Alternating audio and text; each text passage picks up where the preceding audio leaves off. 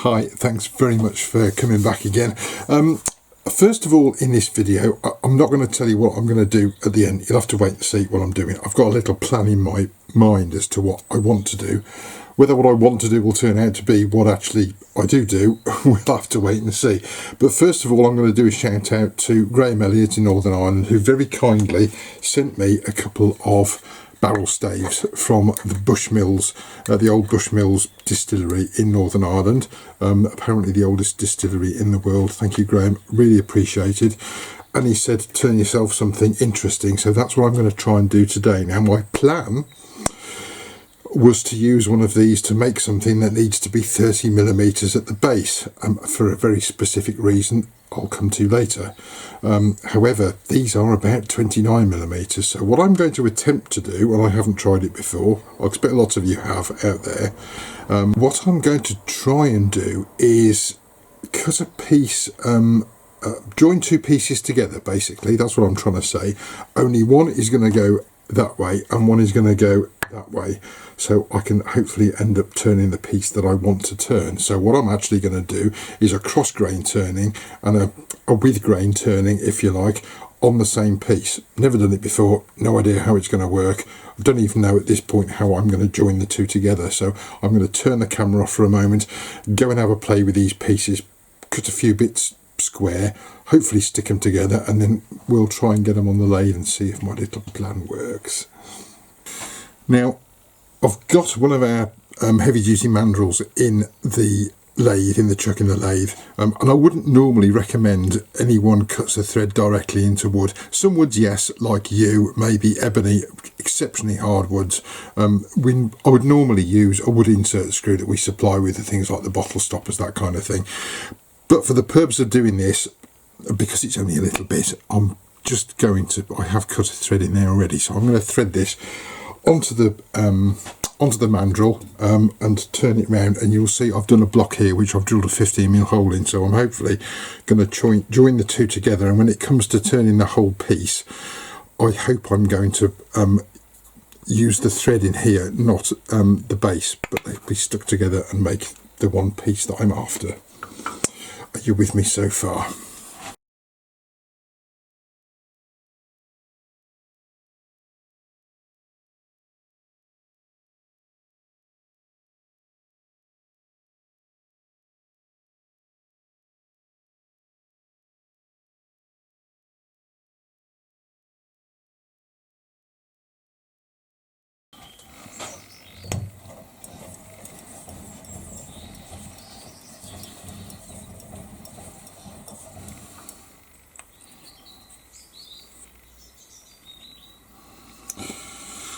Now to glue it together.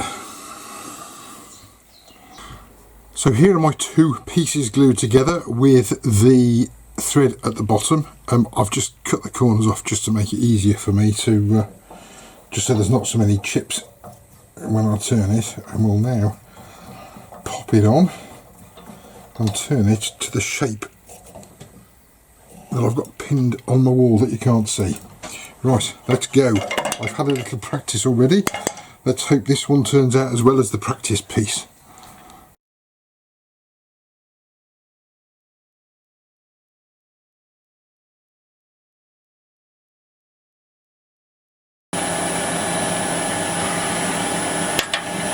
I need to get this bit to 30mm.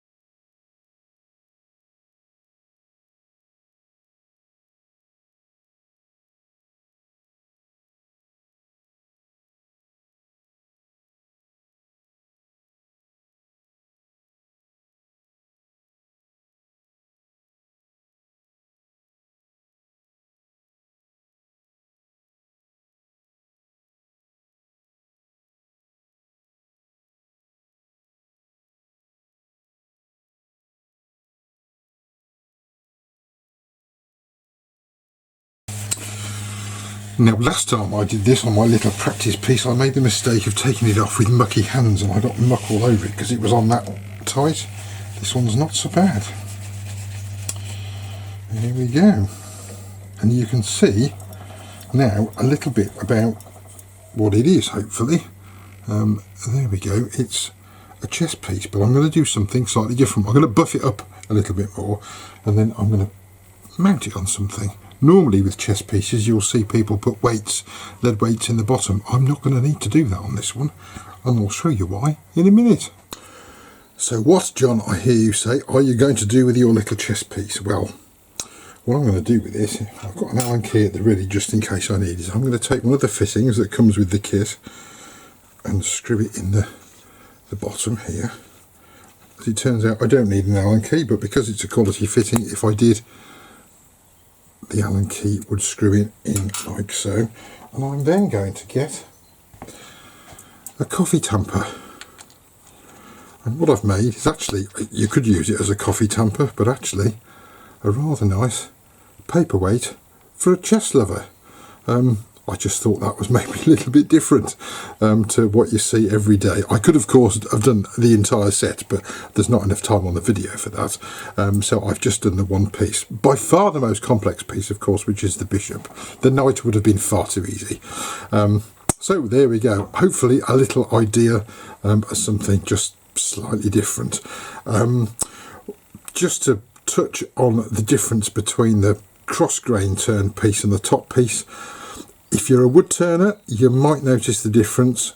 Anyone else, I don't think they probably would. If I hold that up to the camera so you can get a slightly closer look, you can see that's the point where it joins there. But as I say, I think that's it was quite good fun to make, and something a little bit different, and that I could set very easily on Graham's letter.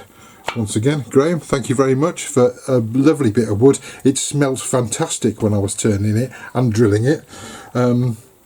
Anyone would think I've drunk half a gallon of whiskey if they came in now. So once again, thanks very much. I hope that gives someone an idea of something that they can do that maybe they haven't seen before. Thanks very much for joining me again. Until next time, enjoy your turning and do it safely. See you soon. Bye bye for now.